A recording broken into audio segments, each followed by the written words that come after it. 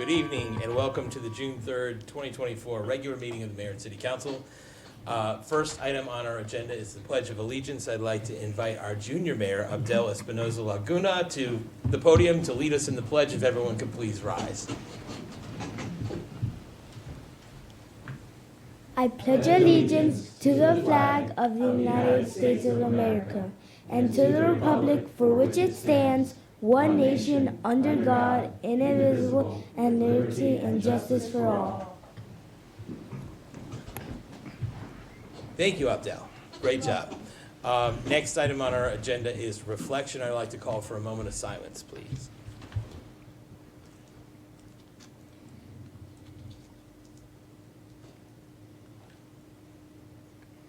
Thank you all very much. Next on our agenda is approval of minutes. Tonight we have two sets of minutes before us. The first being from the work session on Monday, May 13th. What is the pleasure of the council?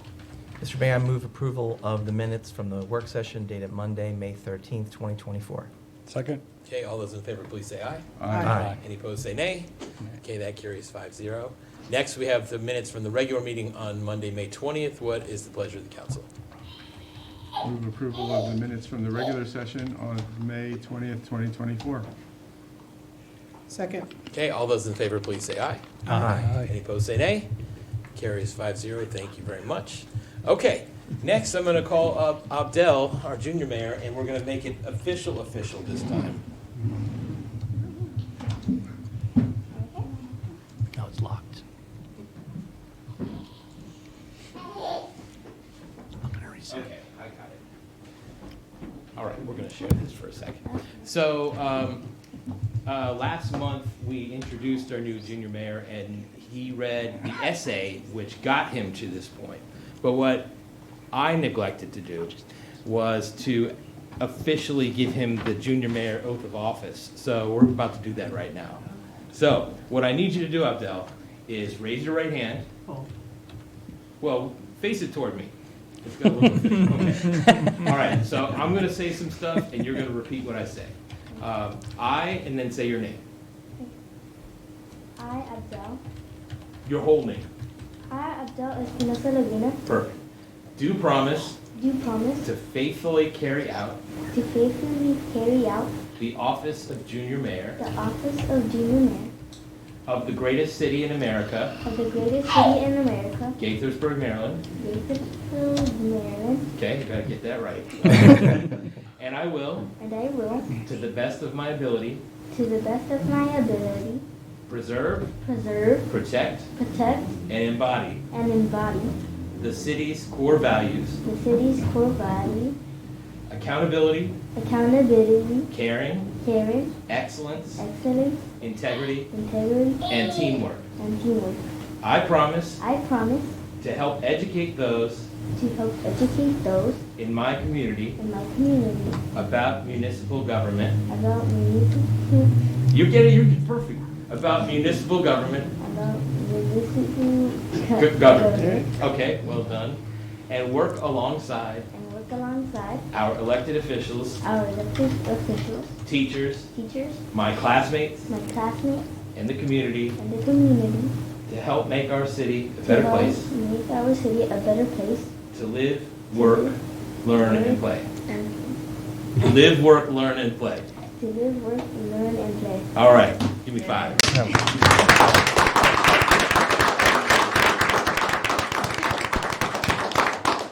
All right, so I'm going to let you keep this.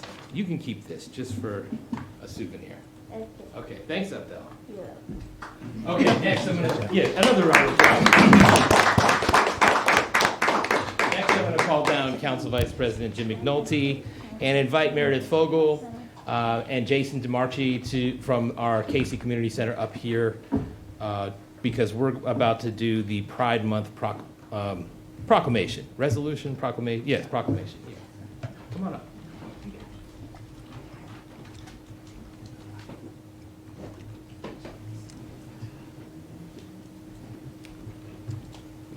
Pride Month is celebrated annually in the United States during the month of June.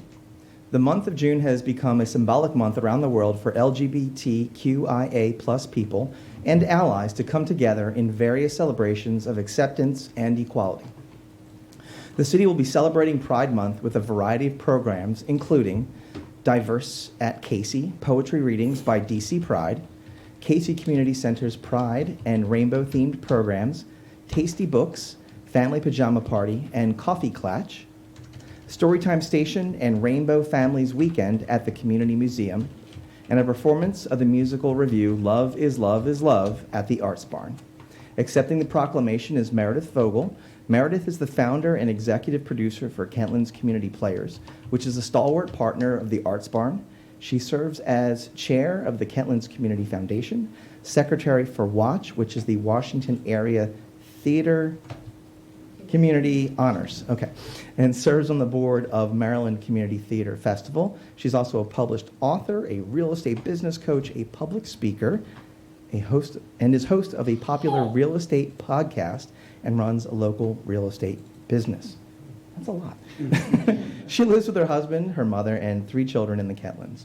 When approached to play a major role in shaping this year's theater arts program, Partnerships Pride event, Meredith did not hesitate to volunteer her services and support. Meredith is the associate producer for Love is Love is Love, the musical review being performed at the Arts Barn in celebration of Pride Month on June 29th and 30th. Funds raised will support MoCo Pride and the Arts Barn Theater Seat Fund. Right, I'm going to read the proclamation. Thank you, Jim. Proclamation of the Mayor and City Council of Gaithersburg. Whereas the month of June has become a symbolic month around the world for LGBTQIA+ people and allies to come together in various celebrations of acceptance and equality. And whereas the long and ongoing struggle of transgender, lesbian, gay, bisexual, and other historically marginalized groups for basic civil and human rights continues to provide inspiration to all, and while society at large increasingly supports LGBTQIA+ equality, it is essential to acknowledge that the need for education, awareness, and empowerment remains vital to end discrimination, inequity, and prejudice. Now, therefore, I, Judd Ashman, by the power vested in me as Mayor of Gaithersburg, do hereby proclaim June 2024 as Pride Month throughout the city of Gaithersburg, proclaim this third day of June 2024, and signed by me. Let's give Meredith a big round of applause.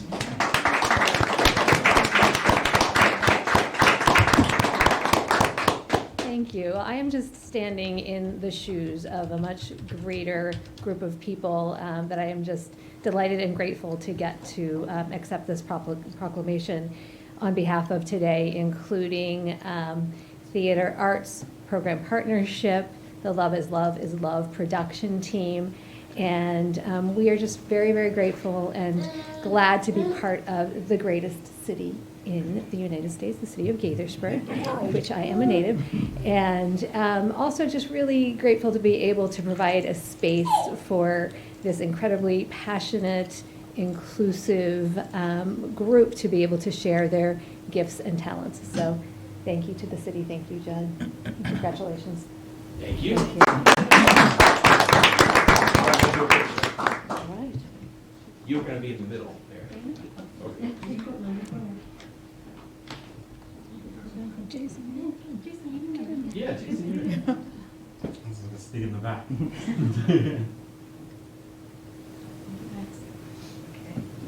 Thanks so much.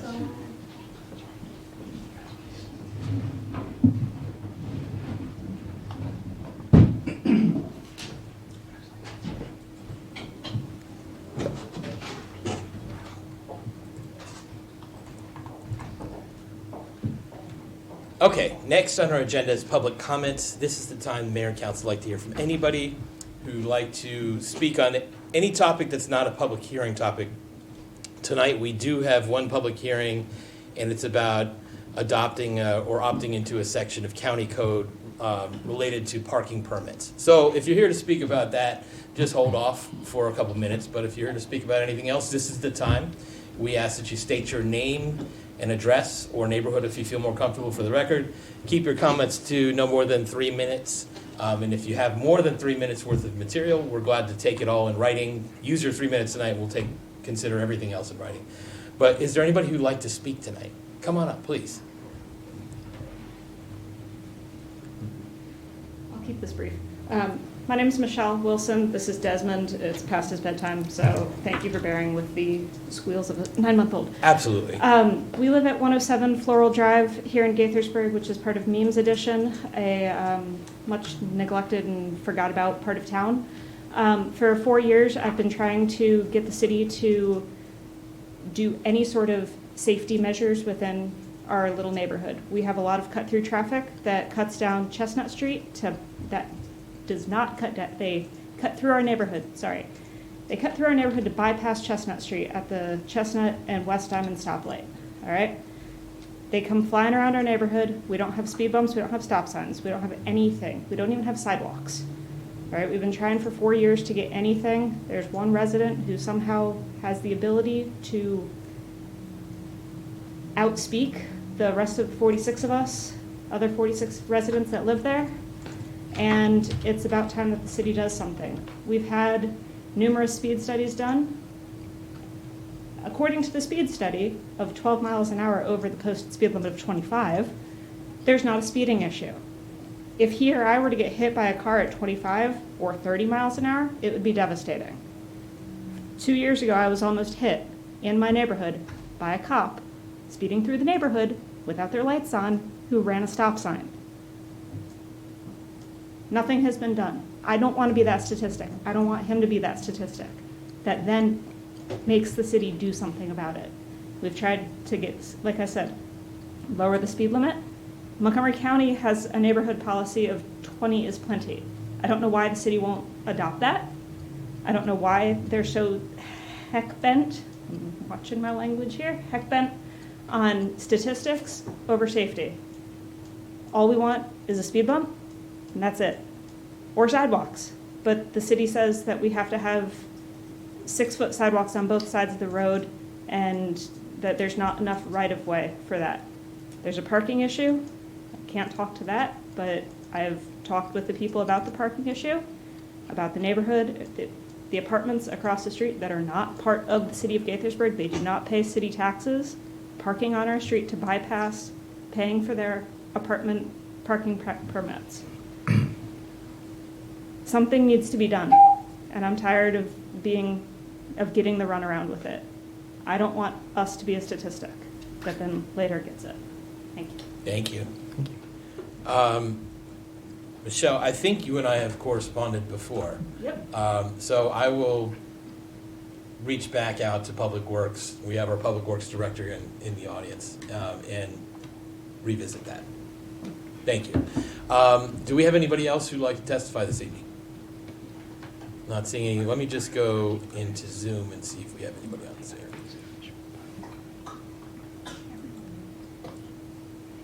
Okay, we do have tech team. If you could bring up Kimberly Nugent, that would be great. Kimberly, once you are able to unmute, state your name and address or neighborhood and go right ahead.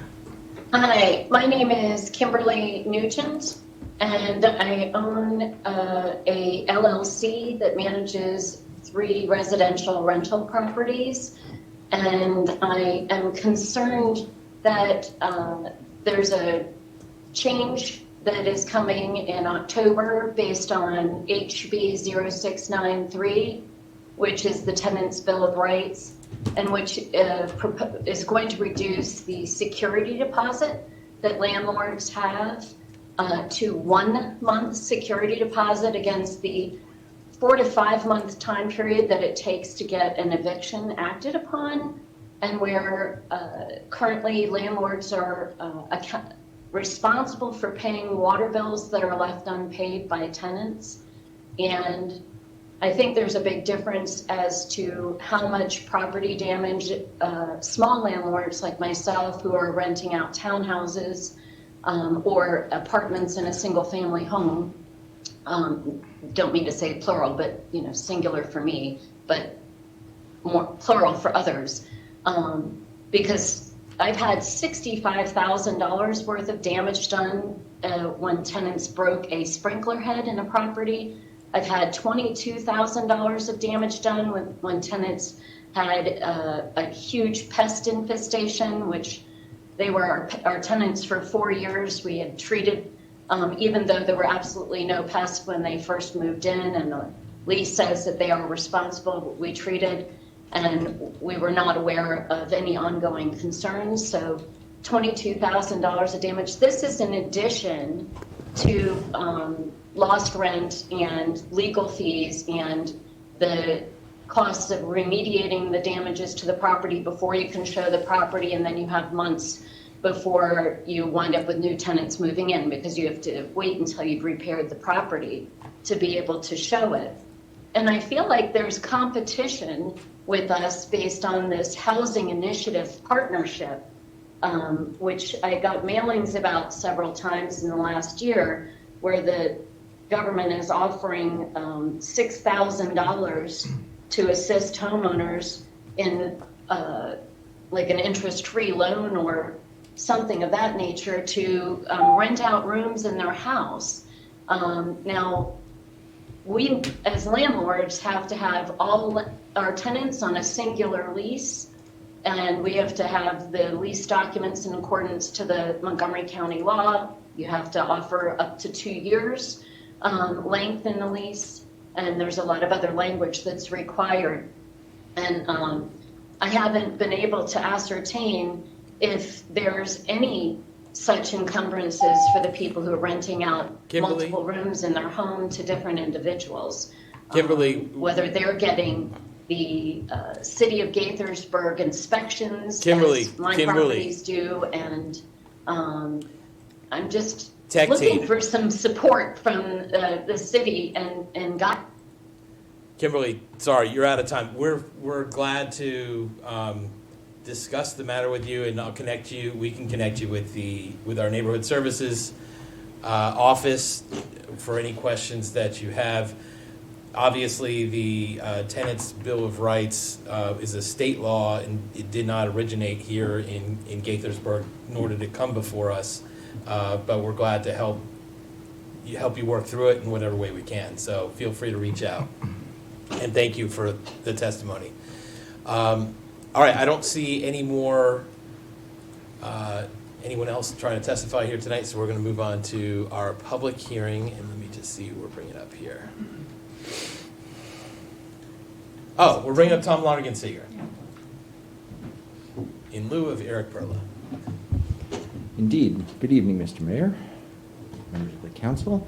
I'm here tonight to introduce this public hearing on an ordinance to amend Chapter 2 of the City Code entitled Administration, specifically to amend Section 2-6 to carve out the application of County Code Section 31-48, sounding like an attorney, entitled Parking Permit Areas, and otherwise leaving in place the city's adoption of Chapter 31 on motor vehicles and traffic. This would simply clarify that the city no longer falls under Section 31-48 of the County Code on parking permit areas, and allow the city to follow through with establishing its own permit program. Again, this is a small step to simply allow the city to proceed with that plan and to follow with a proposed amendment to Section 14-17A of the City Code that would enact this new regulatory framework. The ordinance adding this new Chapter 2A to City Code was introduced at the May 6th meeting, and tonight's public hearing and proposed ordinance change has been advertised since May 16th on the city's website.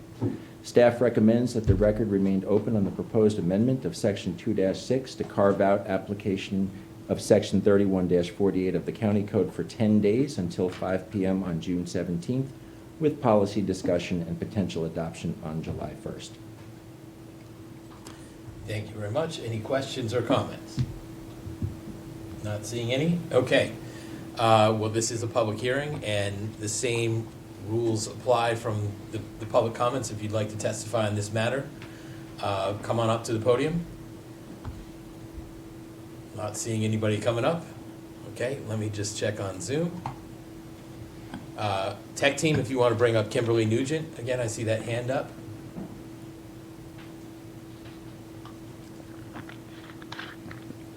Kimberly, are you there? You there? Yes, thank you. What I was hoping at least is to ask if there was something that could be done with respect to the reaction time for the sheriff's office when evictions are approved, whether the City of Gaithersburg has any leeway with WSSC to get up. Kimberly, So we're in a public hearing now about our parking. As I explained before, we're glad to work with you on the state law, but we've moved on in our meeting to the next item. Do you have testimony about the parking permit issue that we're speaking about that's before us? Tech team, if you can just bring her up. I just want to clarify whether she's got testimony on this topic or not. Kimberly. No, forgive me. I didn't have testimony on that topic, but I have reached out 5 times to the landlord-tenant office with 0 response. Okay, The Office of Landlord-Tenant Affairs. okay. Just send me an 0. email. Send me an email, and we'll see that it gets to the right people. Okay. Thank you very much. Let me go back to our cover sheet here. So, staff recommends that mayor and council hold the record open until 5 p.m. on Monday, June 17th, with anticipated policy discussion and final action on Monday, July 1st. What is the pleasure of the council? So moved. Second. Okay, all those in favor, please say aye. Aye. Any opposed, say nay. Okay, the record is now open. Anybody who'd like to submit testimony, we'd be delighted to consider it. Okay, so next is from the mayor and city council, and we are going to start with Lisa. Thank you, Mr. Mayor. I attended Asian American Pacific Islander event that Councilmember Wu was so gracious to invite us to. It was quite an event, so I was thankful to be there and to talk to folks and network and embrace the culture. So that was an incredible evening through dance and song and food. So I really appreciated it. And I have nothing else. Okay, thanks, Lisa. We will go to Jim. Thank you, Mr. Mayor. I also attended that event and was very pleased to be able to bring some of that food home. That was delicious. And it was nice. That was my first time getting to be at that restaurant in Walnut Hill, which is now part of the city. So it was nice to be there and have it be within the city limits. I also got the opportunity to attend our Memorial Day ceremony at Crispin Park last Thursday on the 30th. The City of Gaithersburg continues to observe the traditional May 30th Memorial Day. This is the second or third time that I've had the ability to attend that very moving ceremony. I forgot to write the commander's name down. That was our guest. Carlisle. Commander Carlisle. Good memory. That was very good. Commander Carlisle gave a wonderful presentation, and what really touched me was he took the time to research all of the fallen soldiers from the city of Gaithersburg and shared a little bit about their story and in keeping their memory alive. It really, I thought, was the perfect way to observe Memorial Day. So if you've never had the opportunity to attend, highly recommend it. It's really a moving ceremony, and the council and ourselves and our junior mayor laid a wreath, and we had some veterans groups, and it was just a great event. So I was really proud to be a part of that. Last month was Mental Health Awareness Month. June is, in addition to Pride Month, it's also PTSD Awareness Month. I have spoken at length about my own experience with post-traumatic stress disorder. I've been through therapy for PTSD. I lead a PTSD support group. So I am regularly talking about it, but it's still, to this day, something that has a lot of stigma attached to it. PTSD is not just something that affects veterans. You could be a civilian survivor, sexual assault, accidents, disasters, any traumatic event that causes your own defense mechanisms to stand up and refuse to stand down. Help is out there from the Veterans Administration, from 988, the crisis line, or honestly, if you need help, contact me. I'm on social media. I can direct you to our group. I can direct you to NAMI, which is the National Association of, oh boy, I'm blanking already. Mental health? Mental health, yeah, but there's I will look it up. But SAMHSA also, the Substance Abuse and Mental Health.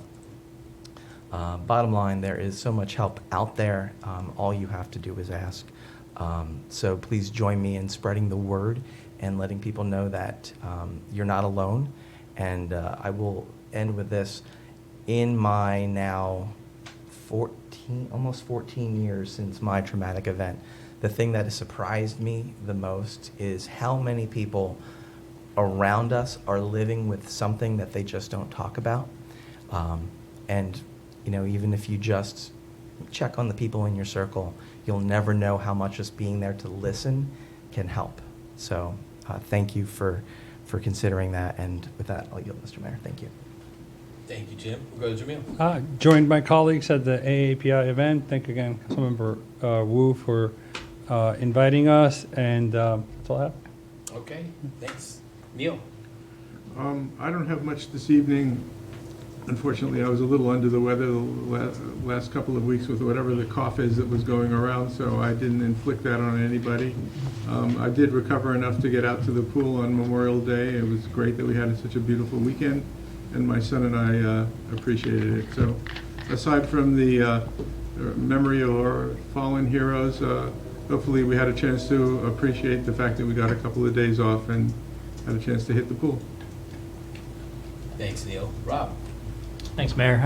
Just wanted to thank my colleagues for attending the AAPI event. As Jim points out, the first year that event has been held in the city, although it's been held at that place many years, we annexed it. Congratulations.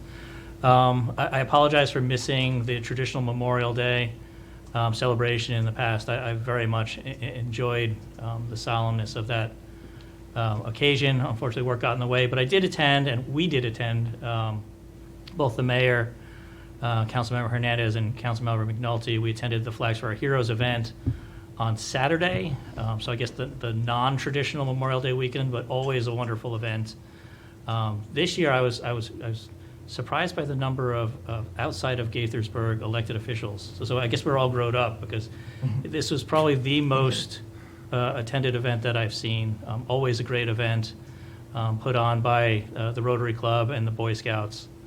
And I just wanted to give a shout out to whoever does the city's programming, because my daughter absolutely loved the Taylor Swift sing-along that occurred at the outside of City Hall this past weekend. So kudos to who's ever doing that stuff. Jim? I want to thank Leah. The organization I was struggling to remember was the National Alliance on Mental Illness. So thank you. Perfect. Thank you. Okay. I will associate myself with all of my colleagues' comments. It is a busy time of year, but it's also a time of a lot of commemorations and solemn occasions, as Rob says. Flags for Our Heroes. I want to congratulate the Rotary Clubs of Gaithersburg, Montgomery Village, and Emery Grove. I spent some time with the city of Rockville at Hometown Holidays. They had a great celebration. It was really fun. And I want to congratulate our staff for their work on our Memorial Day commemoration, which was great. And I also want to wish retired employee Jenny Cottrell the very best in her retirement. She and I have worked together for many years on the book festival, and she's going to get a chance to travel and do see all kinds of Broadway shows, and it'll be awesome for her. But she's gonna volunteer for the book festival. So we're getting her services. We're just not paying for them anymore. Anyway, I love Jenny. We worked together forever. So I wish her the very best. And last but not least, upcoming sessions.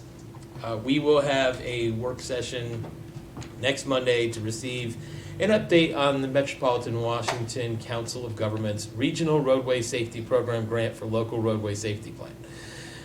Gotta breathe after saying all that. And also a presentation on streetscape concept plans for Russell Avenue improvements. So it's a lot about transportation, maybe some about transit, but mostly roadways and that sort of stuff. That will be next Monday, June 10th, and then our next regular meeting will be on Monday, June 17th. And with that, we'll go to the city manager, Tanisha. Thank you, Mayor. It's good to be back. All is well on the home front with Palm, so thanks for all the well wishes. I did want to invite the community. There's a pair of events taking place before our next regular meeting. So on this Saturday at the Community Museum will be the Gaithersburg Black History Fair, which will be the first public reporting and showing of the first part of our Gaithersburg History Project, which covered Black history in the city. And that is from 12 to 3, and then at 3 starts Jubilation Day, which is our gospel concert in honor of Juneteenth every year. This is the 18th annual concert, so we invite the community out. You can walk right over from the Community Museum to the pavilion for Jubilation Day. So come out and join us on Saturday. Thank you. Thank you very much. Next, we have our economic development update. Tom Lonergan-Seeger. Good evening again.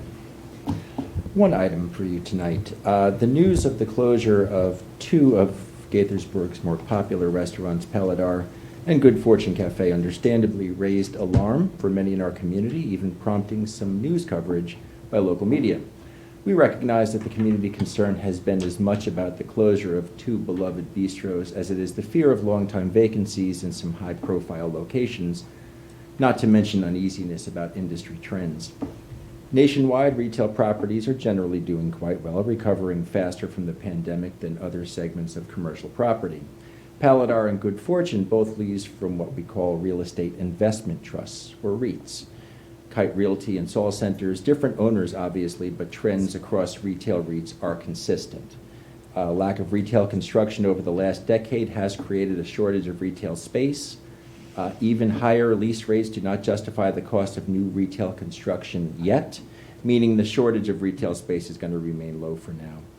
Increased demand and limited supply generally mean higher lease rates, unfortunately, but retail REITs can find replacement tenants.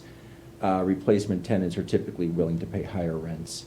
If or when retail closures happen, we are likely to see landlords repopulating those spaces with what they perceive to be good quality tenants. Walnut Hill Shopping Center is an example of the impact of market forces. I have been in contact with representatives from both BF Sol and Kite Realty. Rest assured that they are doing all they can to re-tenant these spaces.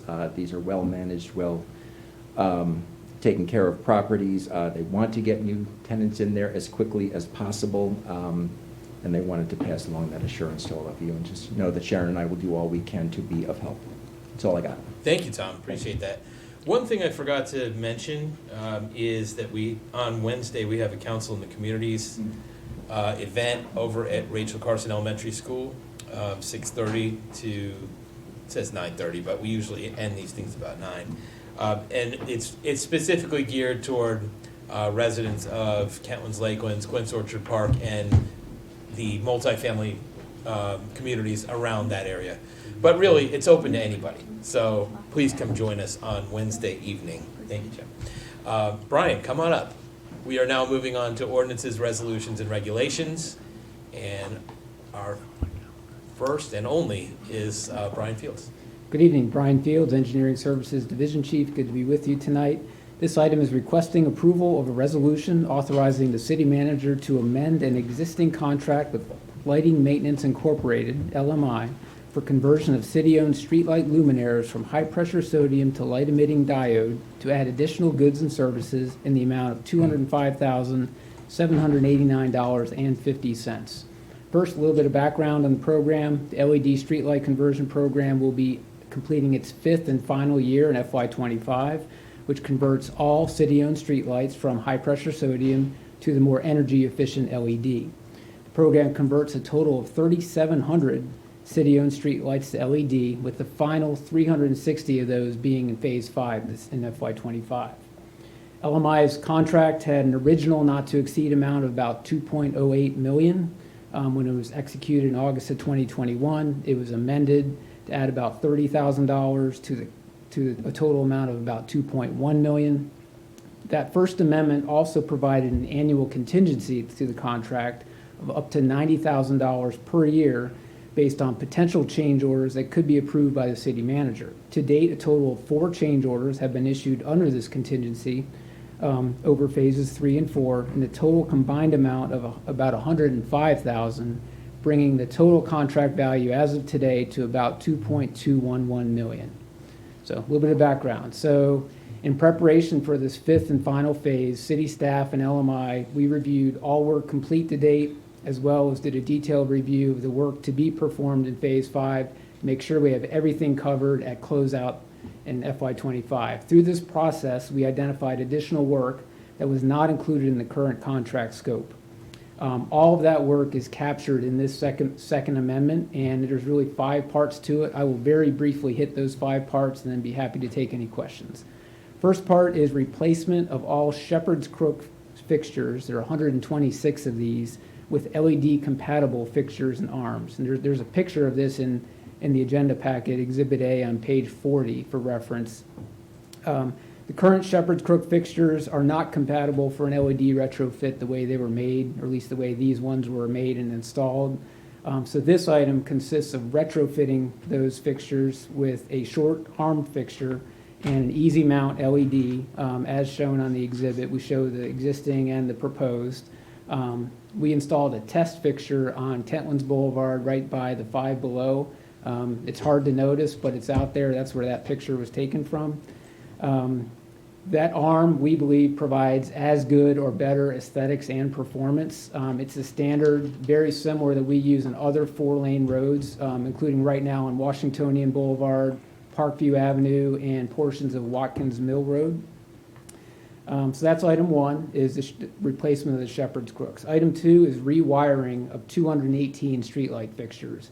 This is an item that had to be done by change order in every phase because it was not included in the original scope. Basically, certain streetlights were either welded, the fixture was welded to the pole, or otherwise couldn't be removed without cutting the pole. You can't do that without cutting the wires, so each of those had to be rewired.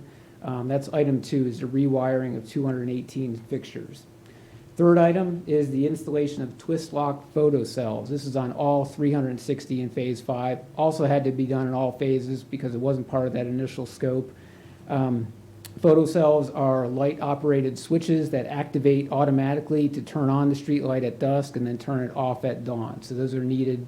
There's 360 of those. The 4th out of the 5 items is upgrading of 56 LED streetlight fixtures from 150 watts to 250 watts. These are all on Kentlands Boulevard, and where the additional brightness is recommended as a safety improvement due to the width of the right-of-way, which includes 4 travel lanes, parking on both sides, a wide median, and extensive tree coverage.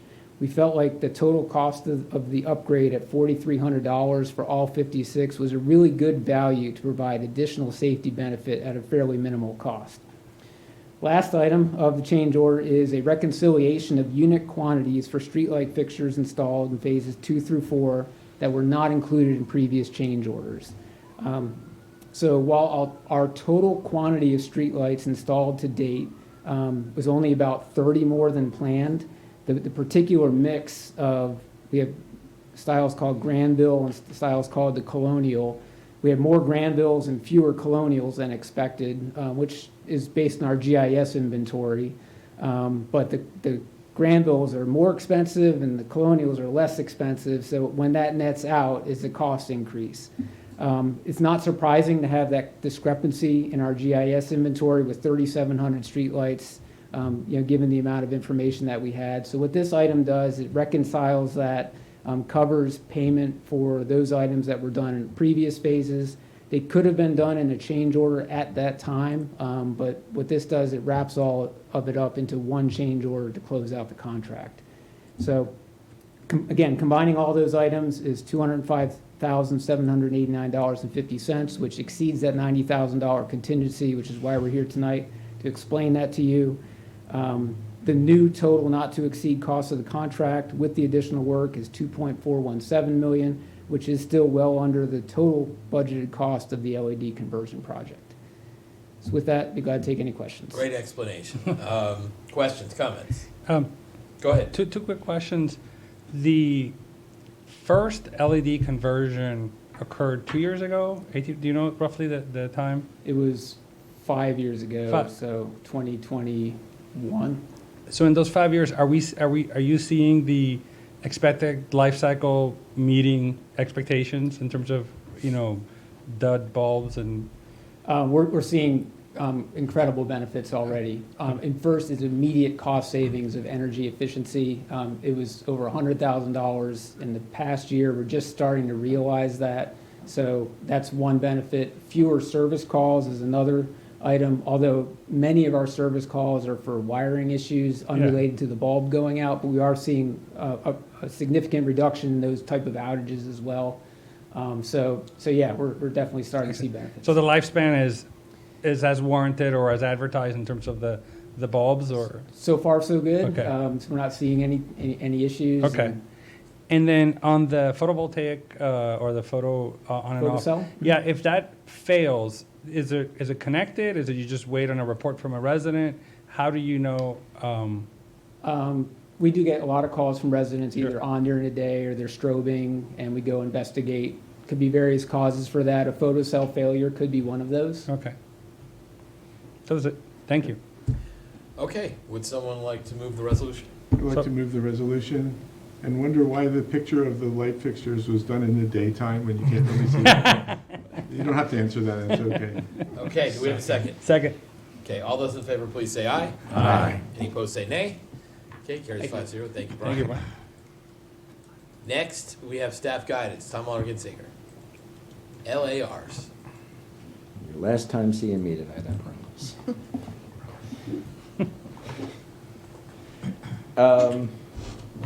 Good evening again. Each spring, the Maryland Municipal League solicits input from its membership to help establish its legislative priority issues for the upcoming legislative session. Hard to believe, one just ended. They're already thinking ahead to next year. Issues are submitted to MML by municipalities in the form of legislative action requests, or LARs, with the hope that these matters can be improved with a legislative fix during the next session in Annapolis. Over the past few weeks, the team at Ashlar Government Relations and I have been soliciting suggestions and discussing a variety of issues with staff and with each of you that could potentially be submitted as LARs to MML.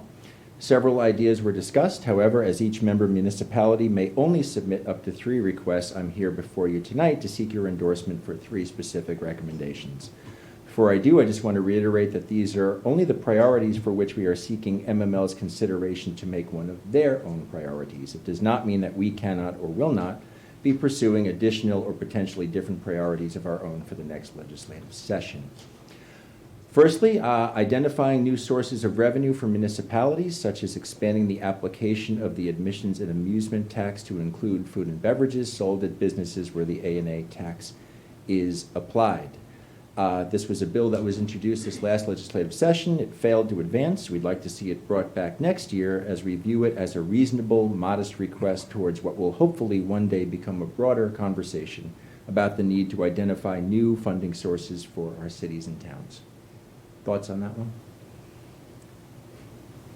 I'm good. I mean, I think that was a direction that the MML Legislative Committee was supportive of. This would just keep us on that.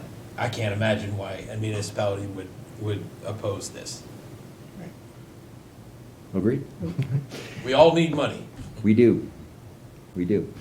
Secondly, the Family and Medical Leave Insurance Program, let's call it FAMILY, exemption for municipalities offering benefits that are equal to or superior to those mandated by the state program. Many states with similar programs do allow municipalities to opt out, recognizing that their employees would have to pay into a system to prop up employees of businesses that do not have the same types of leave benefits commonly provided for in the public sector. Local government employers in several states and D.C. are expressly exempt from their state paid family medical leave programs.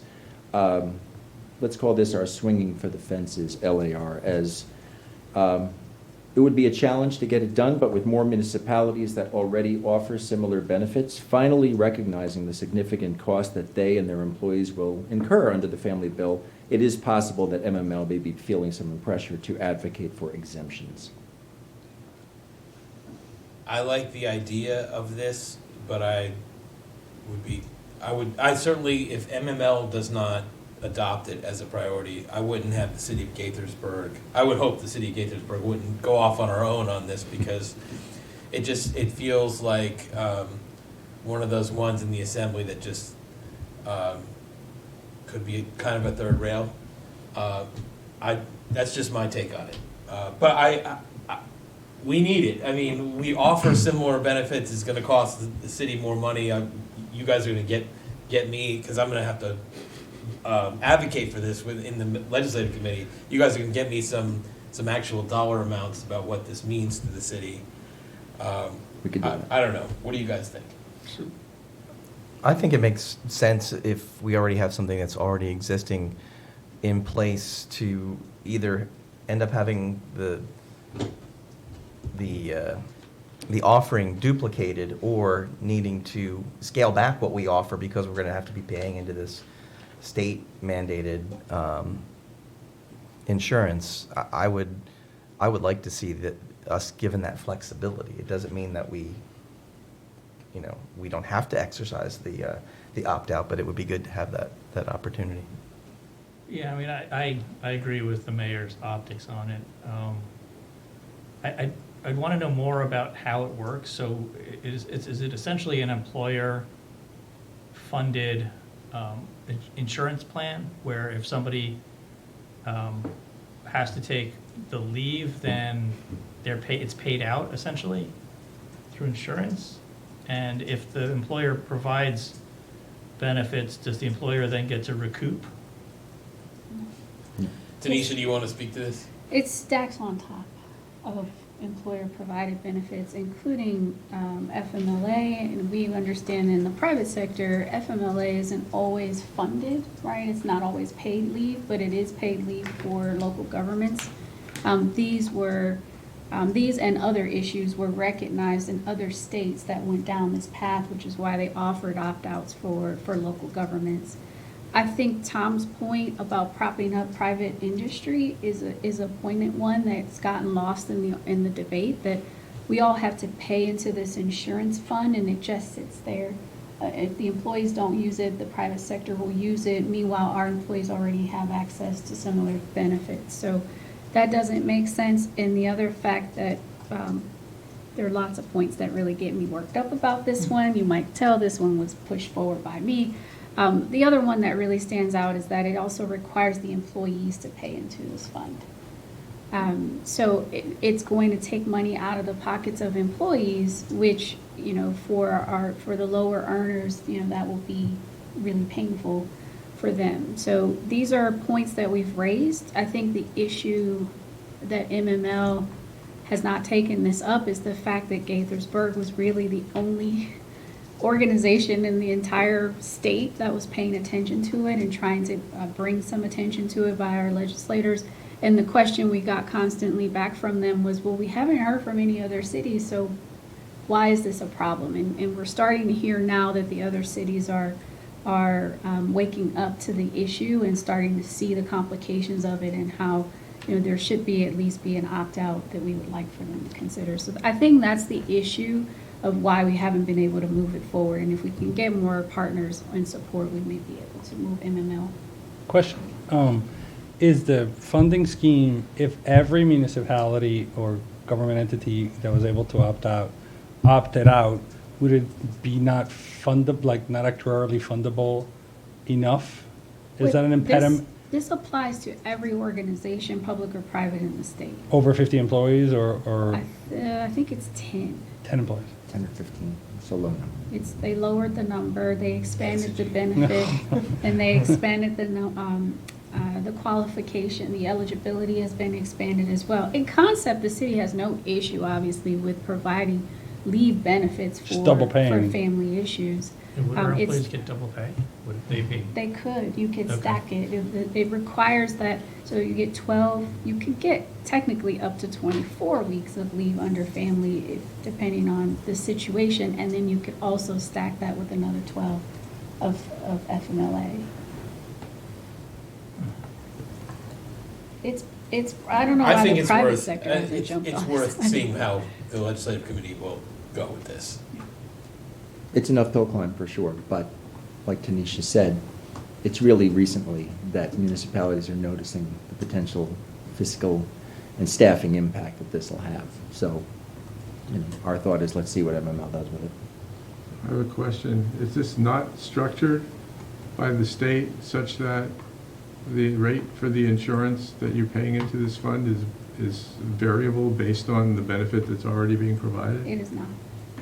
You thought that was a good idea. That's why Tanisha's. The General Assembly, my friend. That's why we're here tonight. Yeah, okay. Third, and thank you. Third and finally, a bill to require the Maryland Department of Transportation, MDOT, to consult and collaborate with municipalities, as they do with counties, during the Consolidated Transportation Program, or CTP, process. The CTP is Maryland's 6-year capital budget and long-range vision for transportation projects. MDOT schedules an annual roadshow to meet with counties and to identify and forecast transportation needs. This outreach does not directly take place with municipalities, Councilmember Harris, you know this, and the city must navigate the procedural hurdles to be placed on the agenda in order to voice concerns about funded, stalled, or missing projects. Right now, the county submits their priority letters while the city voluntarily does it. We have no sense of whether this feedback is considered. There's also no requirement to our knowledge that mandates MDOT to consider these municipal letters, especially if they are contrary to county priorities. This legislation would mandate that MDOT facilitate engagement with local municipalities to elicit feedback on the CTP and ensure that our priorities are heard. No objections here. Second. Tom, would this invite us to the county conversation, or are we asking for separate conversations? A conversation. I Just don't think it's been thought enough through yet about how that would work mechanically, but right now it's. We already, like, currently when we go testify at the roadshow, it's the county's Right. event, right? Right. So is there an opportunity for municipalities to have a carved out section of that meeting? I don't know. If it's separate, you know, Prince George's County, that could take a half a year just to have all those conversations. So I don't know exactly how that would work, but we would like to force that conversation rather than annually trying to invite ourselves to the party. Okay, great. Thank you. That's all I got. Thank you. Next, we have from the city attorney. You got anything for us, Darnell? Just one thing, attorneys and I, we attended the Maryland Municipal Attorneys Association about 2 weeks ago, and they highlighted Frank Johnson's work and the revisions of the code enforcement policies, and I received a lot of recognition for Frank's work, so I just want to publicly recognize Frank Johnson for the Herculean effort of revising the code enforcement, and some attorneys and other municipalities have actually expressed their gratitude for Frank for doing that work.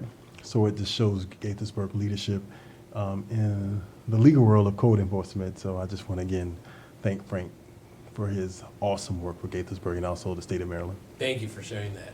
We are very proud of Frank and his work, and yet another reason to be. Anything from any other staff? Not seeing anybody. Okay.